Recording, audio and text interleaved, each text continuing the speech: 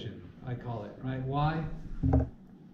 Well, x here is an angle, and x here is, you know, the x coordinate on the unit circle. So get used to it, because it happens a lot, right? So this x is not that x, right? By its nature, the input to a cosine function is best interpreted as an angle, preferably measured in radians, right? Not necessarily, but preferably. And so why is that? So, well, we can look at it this way, right? Suppose we go a distance x. Now this is the angle x, right? That's a little confusing.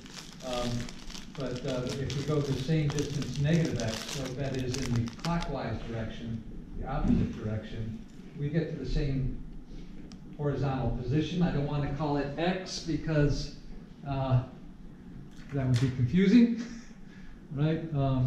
But yeah, so this arc length x subtends a central angle x and then induces this length, this horizontal position length, right? Which is the same if you go up or as if you go down, right? Just by symmetry. Whereas the y-coordinate here is going to be the opposite, right?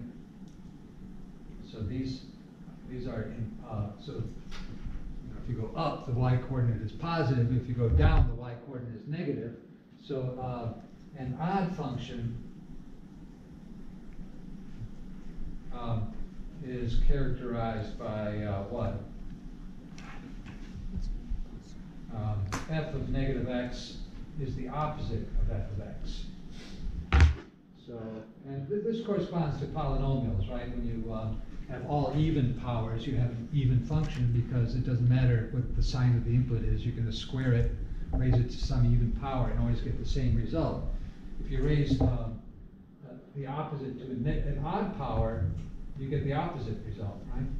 So, like a cubic function is an odd function.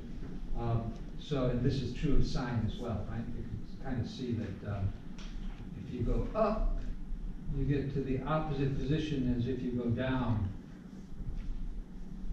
which, you know, you can multiply both sides by -1. Would that help? It's an equivalent statement, right? So the sign of negative x is the opposite of the sign of x. And so those are a few of the even-odd identities. There's a couple more, right? Because the cosine is reciprocal of secant. It's also true that secant negative x is secant x, right?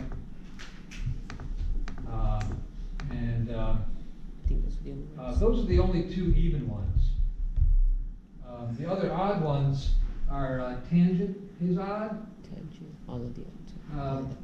So this is the opposite of tangent x.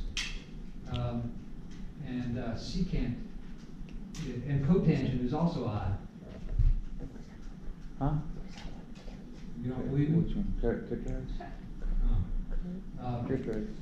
Cosecant is also odd. So there's 4 odd functions and only 2 even trig functions, right?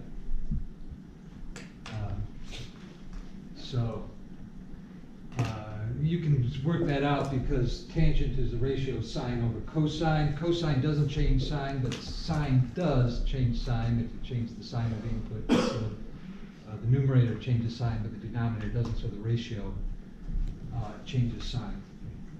And you can work out that the rest of those are also true. Then we have the cofunction identities, and we've been kind of talking about these in the historical trigonometry, right? That the sine of the complement is the cosine of the function, and the secant of the complement is the cosecant of the function of the angle.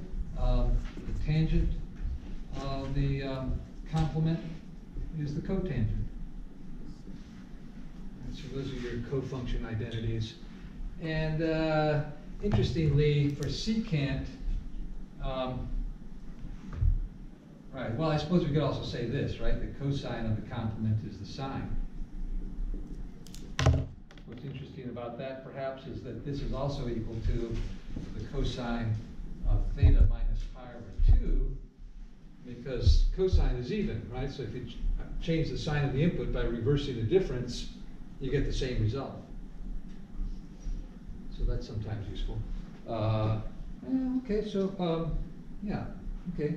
So simplifying, so they give us a bunch of examples. So what we like to do is be able to prove identities by using usually just these basic identities, but they produce a whole bunch more. Like for instance, cosine u over 1 minus sine u. So prove the following identity.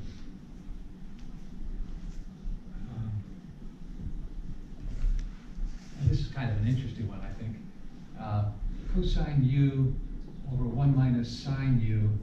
I forget, what is it, secant or something?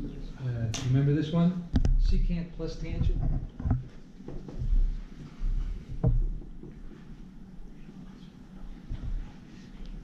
So prove this. How would you go about it? Well, there's a few strategies, right? So you got to write a sequence of equivalent equations ending up with an obvious identity, right?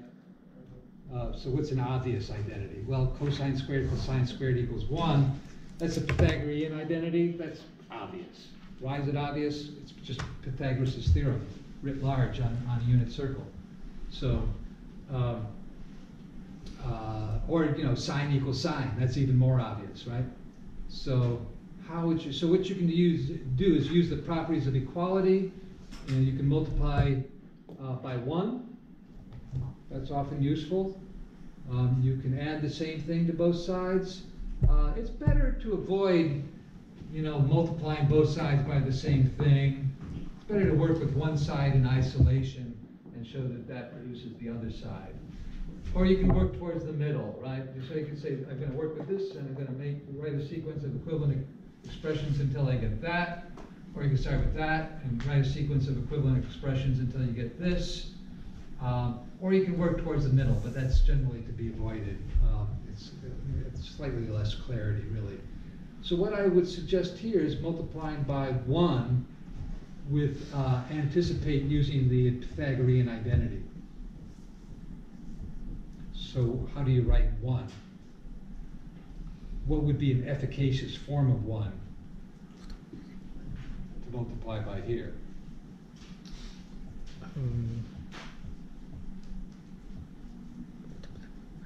I think I have an idea, but that 1 underneath the fraction's throwing me off, so I don't know. Not sure. What about the 1? It's throwing me off. I was thinking it was like cosine over sine. If you add 1 to it, I think that was an identity, but that 1 minus sine is throwing me off, so I don't know. Yeah, so how would you get rid of that 1? You're right, that's sort of the problem here, Yeah. right? So how do we get rid of that? Sorry? Multiply 1 minus sine u. By what? Isn't that a u? Yeah, sine of u, right? Yeah. Would it help if I put the parentheses here? These are functions of u, right? Can So you yeah, you just multiply multiply it by 1 minus sine u over 1 minus sine of. Yeah, that's almost it. So close. Think difference of squares and Pythagorean identity. multiply by Does that help you? cosine?